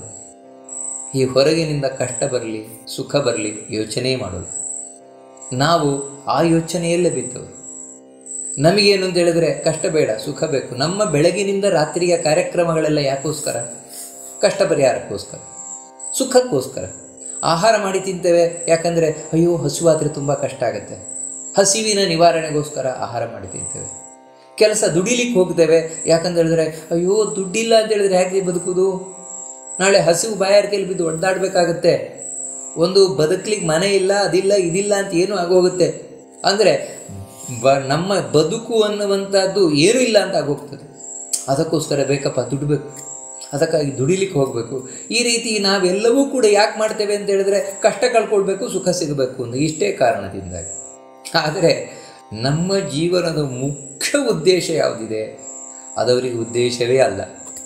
ತ್ರಿಗುಣಾತೀತರಾದವರಿಗೆ ಸುಖ ದುಃಖದ ಬಗ್ಗೆ ಯೋಚನೆ ಮಾಡಲಿಕ್ಕೆ ಹೋಗೋಲ್ಲ. ಯಾಕೆ ಅಂತ ಹೇಳಿದ್ರೆ ಇಲ್ಲಿಯ ಸುಖ ದುಃಖಗಳೇನಿದೆ ಅದು ನೀವು ಯಾವುದನ್ನೇನು ಹೇಳಿಕ್ಕೆ ಬರೋಲ್ಲ. ದುಃಖವನ್ನು ದುಃಖ ಅಂತ ಹೇಳಿಕ್ಕೆ ಬರೋಲ್ಲ, ಸುಖವನ್ನು ಸುಖ ಅಂತ ಹೇಳಿಕ್ಕೆ ಬರೋಲ್ಲ. ಯಾಕಂದರೆ ಇವತ್ತಿನ ದುಃಖವೇ ನಾಳೆ ಸುಖಕ್ಕೆ ಕಾರಣ ಆಗ್ಬೋದು, ಇವತ್ತಿನ ಸುಖವೇ ನಾಳೆ ದುಃಖಕ್ಕೆ ಕಾರಣ ಆಗ್ಬೋದು. ಯಾವುದನ್ನೇನು ಅಂತ ಹೇಳ್ತೀವಿ. ಯಾಕಂದರೆ ಇವತ್ತು ಪರೀಕ್ಷೆಗೋಸ್ಕರ ವಿದ್ಯಾರ್ಥಿ ತುಂಬ ಕಷ್ಟಪಟ್ಟು ಓದ್ತಾ ಇದ್ದಾನೆ, ತುಂಬ ಕಷ್ಟಪಟ್ಟು ಓದ್ತಾ ಇದ್ದಾನೆ. ಅದೇ ಒಬ್ಬ ರೈತ ವ್ಯವಸಾಯ ಮಾಡಲಿಕ್ಕೆ ತೊಡಗಿದ್ದಾನೆ, ಮೊದಲು ತುಂಬ ಕಷ್ಟಪಡ್ತಾನೆ. ಆ ಒಂದು ಭೂಮಿಯನ್ನು ಹದ ಮಾಡಲಿಕ್ಕೆ ಅಲ್ಲಿರುವಂತಹ ಕಲ್ಲು ಮುಳ್ಳು ಮುಂತಾದವುಗಳನ್ನು ತೆಗೆದು ಅದನ್ನು ಹದ ಮಾಡಿ ಅದರಲ್ಲಿ ಉತ್ತಿ ಬಿತ್ತಿ ಮಾಡಬೇಕಾದ್ರೆ ಎಷ್ಟು ಕಷ್ಟಪಡಬೇಕಾಗತ್ತ ಅವನು. ಆದರೆ ಈ ಕಷ್ಟವನ್ನು ಯಾಕೋಸ್ಕರ ಪಡ್ತಾ ಇದ್ದಾನು? ನಾಳಿನ ಸುಖಕ್ಕೋಸ್ಕರ. ಅಂದರೆ ಅವನ ಮನಸ್ಸಿನಲ್ಲಿ ಸುಖ ಇದೆ ಒಳಗೆ, ನಾಳಿನ ಸುಖ, ನಾಳೆ ನಾನು ಸುಖ ಪಡ್ತೇನೆ, ನಾಳೆ ನಾನು ಸುಖ ಪಡ್ತೇನೆ ಅಂದರೆ ನಾಳಿನ ಸುಖದ ಭರವಸೆಯನ್ನು ಇಟ್ಕೊಂಡು ಇವತ್ತು ಕಷ್ಟಪಡ್ತಾ ಇದ್ದಾನೆ. ಅದರಿಂದಾಗಿ ಅವನ ಕಷ್ಟ ಆಗ್ತಾ ಇಲ್ಲ, ಕಷ್ಟ ಅಂತ ಕಾಣಿಸ್ತಾ ಇಲ್ಲ. ಮೂರನೇವರಿಗೆ ಕಷ್ಟ ಕಾಣ್ಬೋದು. ಏನ್ರಿ ಏನು ಕಷ್ಟಪಡ್ತಾ ಇದ್ದೀರಿ ನೀವು ಅಂತ ಹೇಳಿದ್ರೆ, ಇಲ್ಲ ನಾಳೆ ನೋಡಿ ಬೆಳೆ ಬರಲಿ ಕೈಗೆ ಇದು ಅಂತ ಹೇಳಿದ್ರೆ ಈ ದುಃಖ ಅನ್ನುವುದು ಸುಖದಲ್ಲಿ ಮುಗೀತದೆ, ಅದೇ ಅವನಿಗೆ ಸಂತೃಪ್ತಿ. ಅದೇ ರೀತಿ ಸುಖ ಪಡ್ತಾ ಇದ್ದೇವೆ, ಇವತ್ತು ಸುಖ ಪಡ್ತಾ ಇದ್ದೇವೆ. ಯಾಕೆ? ನಾಳೆ ದುಃಖಕ್ಕೆ ಅದು ಕಾರಣ. ಇವತ್ತು ಕೂತು ತಿಂತಾ ಇದ್ದಾನೆ, ಕೆಲಸ ಇಲ್ಲ, ಕಾರ್ಯ ಇಲ್ಲ, ಮತ್ತೆ ಸುಮ್ಮನೆ ಕೂತ್ಕೊಂಡು ತಿಂತಾ ಇದ್ದಾನೆ. ಬಹಳ ಸುಖ. ಇದ್ಯಾವುದಕ್ಕೆ? ನಾಳೆ ಮನೆಯಲ್ಲಿ ಇದ್ದದ್ದೆಲ್ಲ ಖಾಲಿಯಾಗೋಯ್ತು, ಏನೂ ಇಲ್ಲ. ಆಮೇಲೆ ದುಃಖವೇ. ಅಂದರೆ ನೋಡಿ, ನಿನ್ನೆ ಮೊನ್ನೆ ನಾನು ಪಟ್ಟ ಸುಖ ನಾಳೆ ದುಃಖಕ್ಕೆ ಕಾರಣ ಆಯಿತು. ಅಂದರೆ ರಿಸಲ್ಟ್ ಏನು ಅಂತ ಹೇಳಿದ್ರೆ ದುಃಖವೇ. ಈ ರೀತಿ ಸುಖ ತಾನು ದುಃಖವನ್ನು ತನ್ನ ಹಿಂದೆ ಇಟ್ಕೊಂಡಿರುತ್ತದೆ, ದುಃಖ ಸುಖವನ್ನು ತನ್ನ ಹಿಂದೆ ಇಟ್ಕೊಂಡಿರ್ತದೆ. ಇದು ಈ ಪ್ರಪಂಚದಲ್ಲಿ, ಭಗವಂತನ ಲೋಕದಲ್ಲಲ್ಲ. ಅದಕ್ಕಾಗಿಯೇ ಈ ಸುಖ ದುಃಖಗಳ ಬಗ್ಗೆ ಅವನು ಯೋಚನೆ ಮಾಡಲಿಕ್ಕೆ ಹೋಗಲ್ಲ. ಮತ್ತಿನ್ನೊಂದೇನು ಅಂತ ಹೇಳಿದ್ರೆ, ಇಲ್ಲಿ ಸುಖ ದುಃಖ ಅನ್ನೋದು ಒಂದೇ ರೀತಿ ಇರುವುದಲ್ಲ. ಸುಖ ದುಃಖ ಒಂದೊಂದು ರೀತಿ ಬೇರೆ ಬೇರೆ. ಅಂದರೆ ನಮ್ಮ ಮೇಲೆ ಒಂದೊಂದು ಗುಣಗಳು ಪ್ರಭಾವವನ್ನು ಉಂಟು ಮಾಡಿದಾಗ ಆಗುವ ಸುಖ ದುಃಖಗಳೇ ಬೇರೆ, ಒಂದೇ ರೀತಿ ಅಲ್ಲ. ಅದಕ್ಕೆ ಇಂಥ ಒಂದೇ ಮೀಟರ್ ಅಂತಿಲ್ಲ ಸುಖಕ್ಕೆ ದುಃಖಕ್ಕೆ. ಒಬ್ಬ ವ್ಯಕ್ತಿಗೆ ಯಾವುದು ಸುಖಕ್ಕೆ ಕಾರಣ ಆಗುತ್ತೋ ಅದು ಅವನಿಗೆ ದುಃಖಕ್ಕೆ, ಇನ್ನೊಬ್ಬನಿಗೆ ದುಃಖಕ್ಕೆ ಕಾರಣ ಆಗ್ಬೋದು. ಅಥವಾ ನನಗೆ, ಒಬ್ಬ ವ್ಯಕ್ತಿಗೆ ನನ್ನ ಮೇಲೆ ಸಾತ್ವಿಕ ಗುಣ ಹೆಚ್ಚಾಗಿದೆ, ಸಾತ್ವಿಕ ಗುಣ ತನ್ನ ಪ್ರಭಾವವನ್ನು ಬೀರ್ತಾ ಇದೆ ಅಂತ ಹೇಳಿದರೆ, ಆಗ ನನಗೆ ದೇವರ ಬಗ್ಗೆ ಕೇಳುವುದು, ದೇವರ ಬಗ್ಗೆ ಹೇಳುವುದು ಅಂತ ಹೇಳಿದರೆ ತುಂಬ ಇಷ್ಟ, ಖುಷಿಯಾಗತ್ತೆ. ಏನ್ರಿ ದೇವರ ಬಗ್ಗೆ ಎಷ್ಟು ಚೆನ್ನಾಗಿ ಹೇಳ್ತಾ ಇದ್ದಾರೆ, ಖುಷಿಯಾಗತ್ತೆ. ದೇವರ ಬಗ್ಗೆ ಹೇಳುವುದು ಖುಷಿಯಾಗತ್ತೆ. ಅದೇ ಸಂದರ್ಭದಲ್ಲಿ ನನ್ನಲ್ಲಿ ಸಾತ್ವಿಕ ಗುಣ ಜಾಗೃತ ಆಗಿದ್ದಾಗ ಯಾರಾದರೂ ಯಾವುದೋ ಕೆಟ್ಟ ವಿಷಯ, ಅಶ್ಲೀಲವಾದ ವಿಷಯಗಳನ್ನು ಹೇಳಿದರು ಅಂತ ಹೇಳಿದರೆ ನನಗೆ ತುಂಬ ಕಷ್ಟ ಆಗುತ್ತೆ. ನನಗೆ ಕೇಳಲಿಕ್ಕಾಗಲ್ಲ, ಅದನ್ನು ನೋಡಲಿಕ್ಕಾಗಲ್ಲ ನನಗೆ. ಈ ರೀತಿ ಹೇಳ್ತೇನೆ. ಕಾರಣ ಏನು ಅಂತ ಹೇಳಿದರೆ, ನನ್ನಲ್ಲಿ ಸಾತ್ವಿಕ ಗುಣ ಜಾಗೃತ ಆಗಿದ್ದಾಗ. ಅದೇ ನನ್ನಲ್ಲಿ ರಾಜಸವಾದ ಗುಣ ಜಾಗೃತವಾಗಿದ್ದಾಗ ಯಾರಾದರೂ ದೇವರ ಬಗ್ಗೆ ಹೇಳಲಿಕ್ಕೆ ಬಂದರು ಅಂತ ಹೇಳಿದರೆ ನನಗೆ ಅವಾಗ ಬೇಕಾಗಲ್ಲ. ಅವ್ರು ಇನ್ನೂ ಒತ್ತಾಯಪೂರ್ವಕವಾಗಿ ನನಗೆ ದೇವರ ಬಗ್ಗೆ ಹೇಳ್ತಾ ಇದ್ದಾರೆ ಅಂತ ಹೇಳಿದ್ರೆ, ಪ್ಲೀಸ್ ಇವಾಗ ಹೇಳಬೇಡಿ ನನಗೆ, ಇವಾಗ ಬೇಡ. ಯಾಕಂತ ಹೇಳಿದ್ರೆ ನೋಡಿ, ನಾನು ಇವಾಗ ಬೇರೆ ಏನೋ ಕೆಲಸದಲ್ಲಿದ್ದೇನೆ, ಏನೋ ಆ ಕೆಲಸ ಮಾಡ್ತಾ ಇದ್ದೇನೆ, ಈ ಕೆಲಸ ಮಾಡ್ತಾ ಇದ್ದೇನೆ, ನಾನು ಇವಾಗ ಬ್ಯುಸಿ ಇದ್ದೇನೆ, ಅದಕ್ಕೆ ನನಗೆ ಇವಾಗ ಹೇಳಿಕೆ ಬರಬೇಡಿ ನೀವು. ಅವಾಗ ಅವನಿಗೆ ಖುಷಿ ಆಗೋಲ್ಲ. ಇನ್ನೂ ಒತ್ತಾಯಪೂರ್ವಕವಾಗಿ ಹೇಳಿದರೆ ಕಷ್ಟ ಆಗುತ್ತೆ ಅವನಿಗೆ. ಅಯ್ಯೋ ನನಗೆ ರಗಳೆ ಆಗ್ತಾ ಇದೆ, ನೀವು ಹೇಳಬೇಡಿ ಇವಾಗ ದೇವ್ರ ಬಗ್ಗೆ ನನಗೆ. ಇದೇ ವ್ಯಕ್ತಿಗೆ ಅದೇ ತಮೋಗುಣ ಜಾಗೃತವಾಗಿದೆ ಎಂದು ತಿಳ್ಕೊಳ್ಳಿ. ಅವನಲ್ಲಿ ಅವಾಗ ಖುಷಿಯಾಗೋದು ಬೇರೆ. ತಮೋಗುಣ ಅವನಲ್ಲಿ ಹೆಚ್ಚಾಗಿದ್ದಾಗ ಇನ್ನೊಬ್ಬರ ಚಾಡಿ ತರಲೆ ಅಥವಾ ಅಶ್ಲೀಲವಾದ ವಿಷಯಗಳು ಅವನಿಗೆ ಹೇಳಿದರೆ ಖುಷಿಯಾಗುತ್ತೆ. ಆವಾಗ ನೀವು ದೇವರ ಬಗ್ಗೆ ಹೇಳಲಿಕ್ಕೆ ಹೋದರೆ ಸಿಟ್ಟು ಬರ್ತದೆ ಅವನಿಗೆ. ಸಿಟ್ಟು ಬಂದ ನಿಮಗೆ ಹೊಡಿಲಿಕ್ಕೆ ಬಂದರೂ ಆಶ್ಚರ್ಯ ಇಲ್ಲ. ನೋಡಿ, ಯಾವುದು ದುಃಖ ಯಾವುದು ಸುಖ, ಗುಣಗಳ ಪ್ರಭಾವಕ್ಕೆ ಅನುಗುಣವಾಗಿ ಬೇರೆ ಬೇರೆ ಆಗಿರ್ತದೆ. ಹೇಳಲಿಕ್ಕೆ ಬರೋದಿಲ್ಲ. ಮೊದಲು ಮಾಂಸ ತಿಂತಾ ಇರ್ತಾನೆ, ಯಾವಾಗ ಅಂದರೆ ಇವನೊಳಗೆ ತಮೋಗುಣ ಹೆಚ್ಚಿದ್ದಾಗ. ಆಮೇಲೆ ಭಗವದ್ಗೀತೆ, ಭಾಗವತ ಮುಂತಾದವುಗಳನ್ನೆಲ್ಲ ಕೇಳಿದ, ಮನಸ್ಸಿನಲ್ಲಿ ಸತ್ವಗುಣ ಹೆಚ್ಚಾಯಿತು. ಆಮೇಲೆ ಆ ಮಾಂಸವನ್ನು ತಿನ್ನೋದು ಬಿಟ್ಟ. ನಿಮಗೆ ಆಶ್ಚರ್ಯ ಏನಂದರೆ, ಇದೇ ಮಾಂಸ ತಿಂತಾ ಇದ್ದ ವ್ಯಕ್ತಿಯೇ ಖುಷಿಪಟ್ಟು ತಿಂತಾ ಇದ್ದ, ಬಾಯಲ್ಲಿ ಜೊಲ್ಲು ಬರ್ತಾ ಇತ್ತ ಮಾಂಸವನ್ನು ಕಂಡ್ರೆ ಅಷ್ಟು ಖುಷಿ ಪಡ್ತಾ ಇದ್ದ. ಆದರೆ ಯಾವಾಗ ಇದನ್ನೆಲ್ಲ ಕೇಳಿ ಬಿಟ್ಟ, ಆಮೇಲೆ ಆ ಮಾಂಸವನ್ನು ನೋಡಿದ್ರೇನೂ ಅವನಿಗೆ ಅಸಹ್ಯ ಆಗುತ್ತೆ. ಏನಿದೆ ಕಾರಣ? ಮೊದಲು ಖುಷಿ ಕೊಡ್ತಾ ಇದ್ದದ್ದು ಆಮೇಲೆ ಕಷ್ಟವನ್ನು ಉಂಟು ಮಾಡಲಿಕ್ಕೆ ಶುರು ಮಾಡುತ್ತೆ. ಆ ಮಾಂಸದ ವಾಸನೆ ಆಗಲಿ, ಮಾಂಸವಾಗಲಿ. ಯಾಕಂತ ಹೇಳಿದರೆ ಗುಣದ ಪ್ರಭಾವ, ಸತ್ವಗುಣದ ಪ್ರಭಾವ ಈಗ ಉಂಟಾಗ್ತಾ ಇದೆ ಅಷ್ಟೇ. ಹೀಗೆ ಸುಖ ದುಃಖಗಳು ಇಲ್ಲಿ ವ್ಯತ್ಯಾಸದಿಂದ ಕೂಡ್ಕೊಂಡಿದೆ. ಅದಕ್ಕಾಗಿ ಅವನು ಅದರ ಬಗ್ಗೆ ತಲೆ ಕೆಡಿಸ್ಕೊಳ್ಳಿಕ್ಕೆ ಹೋಗೋದೇ ಇಲ್ಲ. ಈ ಜಗತ್ತಿನಲ್ಲಿ ಕಷ್ಟ ಆಗಲಿ ಸುಖ ಆಗಲಿ ಒಂದೇ ರೀತಿ ಇರ್ತಾನೆ. ಕಲ್ಲಿದ್ದ ಹಾಗೆ, ಕಲ್ಲಿನ ಮೇಲೆ ಮಳೆ ಬರಲಿ ಬಿಸಿಲು ಬರಲಿ ಒಂದೇ ರೀತಿ ಇರ್ತದೆ. ಇನ್ನೊಂದೇನು ಅಂತ ಹೇಳಿದ್ರೆ, ಸಮ ದುಃಖ ಸುಖ ಅಂತ ಹೇಳಿದರೆ, ಹೊರಗಿನಿಂದ ಕಷ್ಟ ಬರಲಿ ಅಥವಾ ಸುಖ ಬರಲಿ, ದೇವರ ಆರಾಧನೆ ಮಾತ್ರ ಬಿಡೋಲ್ಲ. ಅಯ್ಯೋ ನನಗೆ ಕಷ್ಟ ಆಗ್ತಾ ಇದೆ, ದೇವರ ಆರಾಧನೆ ಬಿಡೋಲ್ಲ. ತುಂಬ ಖುಷಿ ಆಗ್ತಾ ಇದೆ, ನಾಳೆ ಇದನ್ನು ಇನ್ನೂ ಹೆಚ್ಚು ಮಾಡೋಣ ದೇವರ ಆರಾಧನೆ. ಇಲ್ಲ, ಅವನು ಯಾವುದೇ ಖುಷಿಗೋಸ್ಕರ ದೇವರ ಆರಾಧನೆ ಮಾಡ್ತಾ ಇರುವುದಲ್ಲ, ಮತ್ತೆ ಖುಷಿಯಾಗಿ ಆರಾಧನೆ ಮಾಡ್ತಾ ಇರೋದು. ನೋಡಿ, ಇದೇ ಆಶ್ಚರ್ಯ. ನಾವು ಖುಷಿಗಾಗಿ ದೇವರ ಆರಾಧನೆಯನ್ನು ಮಾಡ್ತೇವೆ, ನನಗೆ ಖುಷಿ ಆಗಬೇಕು, ಸುಖ ಸಿಗಬೇಕು ಅಂತ. ಅವನಿಗೂ ಖುಷಿಯಿಂದ ದೇವರ ಆರಾಧನೆ ಮಾಡ್ತಾ ಇದ್ದಾನೆ. ಅವನಿಗೆ ದೇವರ ಆರಾಧನೆ ಮಾಡುವುದೇ ಖುಷಿ ಅವನಿಗೆ, ಅದರಿಂದ ಏನು ಖುಷಿ ಸಿಗ್ತಾ ಇದೆ ಅಂತಲ್ಲ. ಅದಕ್ಕಾಗಿಯೇ ಅವನು ಮಾಡುವ ದೇವರ ಆರಾಧನೆ ನ್ಯಾಚುರಲ್, ಯಾವುದೇ ಆಸೆ ಆಕಾಂಕ್ಷೆಗಳನ್ನು ಇಟ್ಕೊಂಡಲ್ಲ, ಅದು ಸಹಜವಾಗಿರ್ತದೆ ಅವನ ಆರಾಧನೆ. ಅದರಿಂದಾಗಿ ಸುಖ ದುಃಖಗಳಿಗೆ ಅವನಿಗೆ ಲೆಕ್ಕಾಚಾರ ಮಾಡಲಿಕ್ಕೆ ಹೋಗೋದೇ ಇಲ್ಲ. ಏನೇ ಕಷ್ಟ ಬರಲಿ ದೇವರ ಆರಾಧನೆಯನ್ನು ಬಿಡುವುದಿಲ್ಲ. ಸುಖ ಬರ್ತದೆ ಅಂತ ಹೇಳಿ ನಾಳೆ ಅದರ ಹಿಂದೆ ತಾನು ಇನ್ನೂ ಎರಗಲಿಕ್ಕೆ ಹೋಗೋದು ಇಲ್ಲ, ಒಂದೇ ರೀತಿ ಇರ್ತಾನೆ. ಮತ್ತು ಸ್ವಸ್ಥ ಅಂತ ಹೇಳಿದ್ರೆ ಸಾಮಾನ್ಯವಾಗಿ ಇವನು ನಿರ್ವಿಕಾರನಾಗಿರ್ತಾನೆ. ನಿರ್ವಿಕಾರ ಅಂತ ಹೇಳಿದ್ರೆ ಮನಸ್ಸಿನಲ್ಲಿ ಇವನು ಏರುಪೇರು ಉಂಟಾಗೋದಿಲ್ಲ, 6ಕ್ಕೆ ಏಳುವುದಿಲ್ಲ, 3ಕ್ಕೆ ಇಳಿಯುವುದಿಲ್ಲ. ಮತ್ತು ಒಂದೇ ನಾರ್ಮಲ್ ಕಂಡೀಷನ್. ಸಾಮಾನ್ಯವಾಗಿ ಇವನ ಮನಸ್ಸು ನಾರ್ಮಲ್ ಕಂಡೀಷನಲ್ಲೇ ಇರ್ತದೆ. ಅದಕ್ಕಾಗಿಯೇ ಆಸೆಗೆ ತುತ್ತಾಗುವವನಲ್ಲ, ಕೋಪಕ್ಕೆ ಒಳಗಾಗುವವನಲ್ಲ, ಹೊಟ್ಟೆ ಕಿಚ್ಚು ಮಾಡುವವನಲ್ಲ, ಒಂದೇ ರೀತಿ ಇರ್ತಾನೆ. ಮತ್ತು ಸಮಲೋಷ್ಟಾಶ್ಮಕಾಂಚನ, ಅವನು ಹೇಗಿರ್ತಾನೆ ಅಂತ ಹೇಳಿದ್ರೆ ಗುಣದ ಪ್ರಭಾವ ಇಲ್ವಲ್ಲ ಅವನ ಮೇಲೆ. ಅದಕ್ಕಾಗಿ ಅವನಿಗೆ ಈ ಜಗತ್ತಿನಲ್ಲಿ ಇದು ಹೆಚ್ಚು ಇದು ಕಡಿಮೆ ಕಾಣಲ್ಲ. ಅವನಿಗೆ ಈ ಜಗತ್ತಿನಲ್ಲಿ ಕಾಣಲ್ಲ, ಇವೆಲ್ಲ ಒಂದೇ ರೀತಿ ಅಂತ ಕಾಣೋದು ಅವನಿಗೆ. ಯಾಕೆ ಅಂತ ಹೇಳಿದ್ರೆ ನಾವು ಭ್ರಮಿಸ್ತಾ ಇದ್ದೇವೆ ಅಷ್ಟೇ. ನೋಡಿ, ಮಣ್ಣೆ ನಮ್ಮ ಮನೆ ಮುಂದೆ ಇರೋದು, ಬಂಗಾರ ಒಂದು ಮಣ್ಣೆ ತಾನೆ. ಯಾಕಂದರೆ ಬಂಗಾರದ ಗಣಿಯಲ್ಲಿ ಮಣ್ಣನ್ನೇ ಶೋಧಿಸಿ ಅದರಲ್ಲಿ ಮತ್ತೆ ಕೆಳಗೆ ಸ್ವಲ್ಪ ಸಿಗುವುದು ಬಂಗಾರ ತಾನೆ. ಅದು ಒಂದು ಮಣ್ಣಿನ ಅಂಶವೇ ತಾನೆ. ಅವನಿಗೆ ಅದೇ ಮಣ್ಣೇ ಅದು, ಅದರಲ್ಲೇನು ವ್ಯತ್ಯಾಸ ಇಲ್ಲ. ನಾವು ಮಣ್ಣನ್ನು ತಿನ್ಲಿಕ್ಕೆ ಆಗೋಲ್ವಲ್ಲ, ಹಾಗೆ ಬಂಗಾರವನ್ನು ತಿನ್ಲಿಕ್ಕೆ ಆಗೋಲ್ಲ. ಆದರೆ ನಮಗೇನು ಭ್ರಮೆ ಅಂದರೆ, ಇಲ್ಲರಿ ಹಾಗೆ ಹೇಳ್ಬೇಡಿ, ಮಣ್ಣು ಬಂಗಾರ ಒಂದೇನಾ, ಬಂಗಾರಕ್ಕೆ ಏನು ಬೆಲೆ ಇದೆ, 1 ಗ್ರಾಮಿಗೆ ಎಷ್ಟು ರೇಟು, ಇದು ನಾವು ಮಾಡ್ಕೊಂಡಿರೋದಷ್ಟೇ. ಯಾಕಂದರೆ ಆ ಬಂಗಾರವನ್ನು ತೊಟ್ಟರೆ ನಾನು ಎಷ್ಟು ಚಂದವಾಗಿ ಕಾಣ್ತೇನೆ, ನನ್ನ ಮರ್ಯಾದೆ ಎಷ್ಟು ಹೆಚ್ಚಾಗತ್ತೆ. ಬಂಗಾರವನ್ನು ತೊಟ್ಟು ನಾನು ಹೋದೆ ಅಂತ ಹೇಳಿದ್ರೆ ಒಂದು ಕಾರ್ಯಕ್ರಮಕ್ಕೆ ನನ್ನ ಬೆಲೆಯೇ ಬೇರೆ. ಆ ಬಂಗಾರದ ಆಭರಣಗಳನ್ನು ಏನೂ ತೊಡದೆ ನಾನು ಹೋದೆ ಅಂತ ಹೇಳಿದ್ರೆ ಯಾರು ಬೆಲೆ ಕೊಡ್ತಾರೆ ನನಗೆ? ಈ ರೀತಿ ಬಂಗಾರದಿಂದಾಗಿ ನನಗೆ ಬೆಲೆ ಬರ್ತದೆ, ಬಂಗಾರಕ್ಕೆ ಬಹಳ ಬೆಲೆ ಇದೆ, ಈ ರೀತಿಯೆಲ್ಲ ನಾವು ತಿಳ್ಕೊಂಡಿದ್ದೇವಷ್ಟೇ. ಆದರೆ ಅವನು ಅದರ ಬಗ್ಗೆ ಯೋಚನೆ ಮಾಡಲಿಕ್ಕೆ ಹೋಗಲ್ಲ. ಅಲ್ಲ, ಅದು ಒಂದು ಮಣ್ಣು, ಅದರಿಂದ ತಯಾರಿಸಿದ ಒಂದು ಆಭರಣ, ಅದನ್ನು ಹಾಕಿಕೊಂಡು ನನಗೆ ಬೆಲೆ ಬರ್ತದೆ ಅಂತ ಹೇಳೋದು ಭ್ರಮೆ. ಇವೆಲ್ಲ ಏನು ಬೆಲೆ ಏನು ನೋಡಿ, ಇದೆಲ್ಲ ಅವನಿಗೆ ಗೊತ್ತಾಗೋದೇ ಇಲ್ಲ. ಅವನಿಗೆ ಬೆಲೆ ಬೇಕಾಗಿಲ್ಲ ಇಲ್ಲಿ.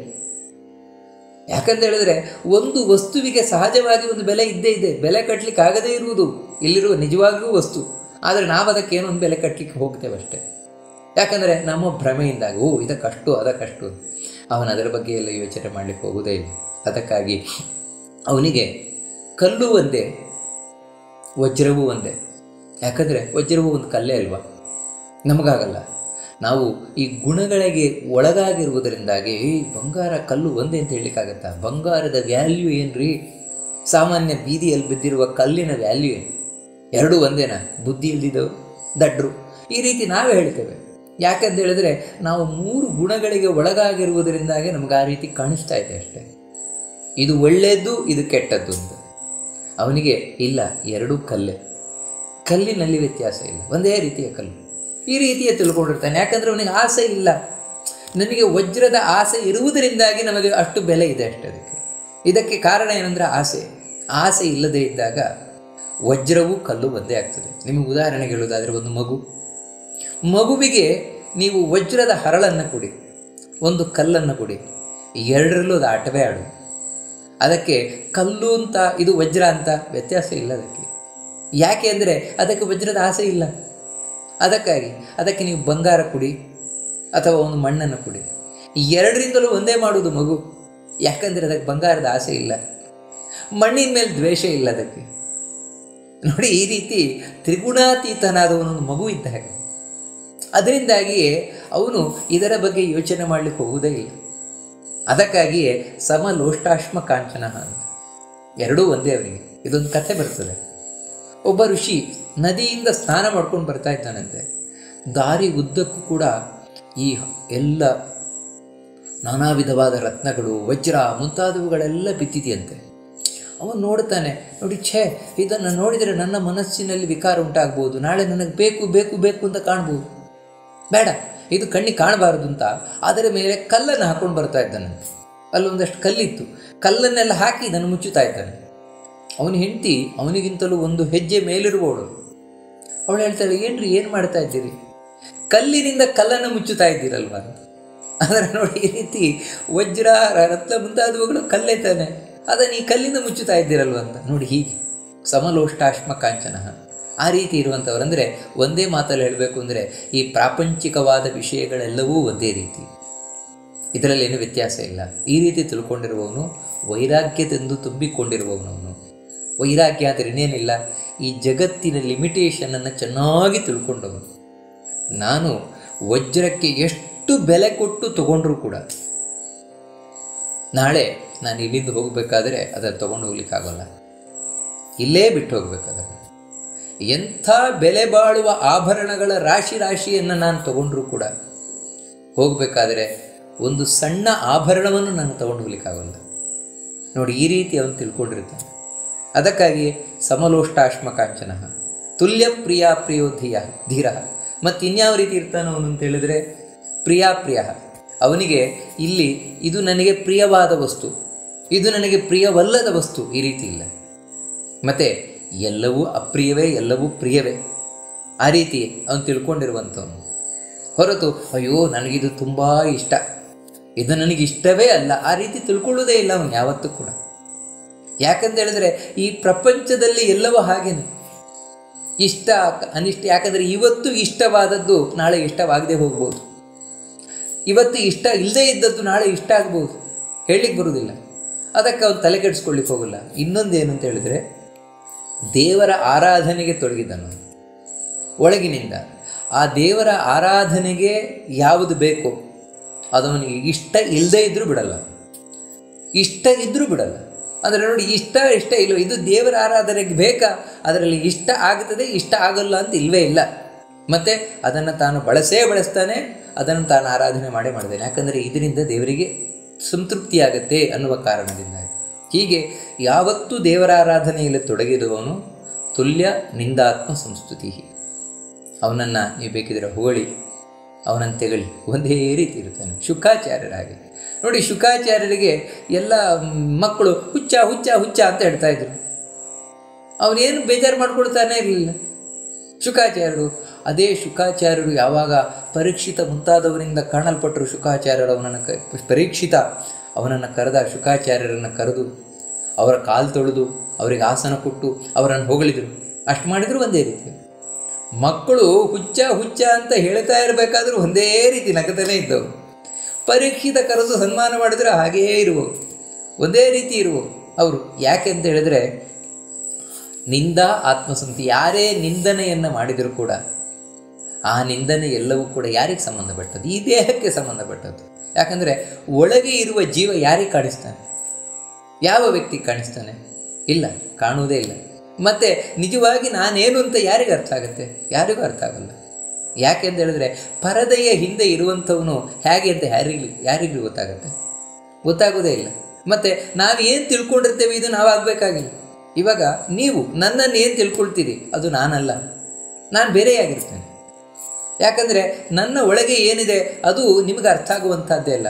ನೋಡಿ, ಅದರಿಂದಾಗಿ ನೀವು ನನ್ನನ್ನು ಅರ್ಥ ಮಾಡಿಕೊಳ್ಳುವ ಬಗೆಯೇ ಬೇರೆ. ನಾನು ನನ್ನನ್ನು ಅರ್ಥ ಮಾಡ್ಕೊಂಡಿರ್ತೇನೆ, ಓ ನಾನು ಹೀಗೆ ನಾನು ಹಾಗೆ ಅಂತ, ಅದು ಸತ್ಯ ಆಗಿರಬೇಕು ಅಂತಿಲ್ಲ. ನಾನು ಏನು ನನ್ನನ್ನು ಅರ್ಥ ಮಾಡ್ಕೊಂಡಿದ್ದೇನೆ ಅದು ಸತ್ಯ ಆಗಬೇಕಾಗಿಲ್ಲ. ಯಾಕೆಂತ ಹೇಳಿದರೆ ಇವತ್ತು ನಾನೇನೋ ಅರ್ಥ ಮಾಡ್ಕೊಂಡಿರ್ತೇನೆ, ಓ ನಾನು ಹಾಗೆ ನಾನು ಹೀಗೆ ಅಂತ. ಬಹಳ ಆಶ್ಚರ್ಯ ಅಂತ ಹೇಳಿದರೆ ಒಂದು 40 ವರ್ಷ ಆದಮೇಲೆ ಆ ವ್ಯಕ್ತಿಗೆ ಸಂಪೂರ್ಣ ಚೇಂಜ್ ಆಗಿಬಿಡ್ಬೋದು. ಮೊದಲು ಯಾರು ನಾಸ್ತಿಕನಾಗಿರ್ತಾನೆ ಅದೇ ವ್ಯಕ್ತಿ ಒಂದು 40 ವರ್ಷ ಆದಮೇಲೆ ಪರಮ ಆಸ್ತಿಕನಾಗಿಬಿಡ್ಬೋದು ಅವನು. ಅಥವಾ ಯಾರು ಪರಮ ಆಸ್ತಿಕನಾಗಿರ್ತಾನೆ ಅವನು ಪರಮ ನಾಸ್ತಿಕನಾಗಿಬಿಡ್ಬೋದು. ನಿಮ್ಮನ್ನು ನೀವೇನು ಅಂತ ತಿಳ್ಕೊಳ್ತೀರಿ ಹಾಗೆ ಇಲ್ಲ.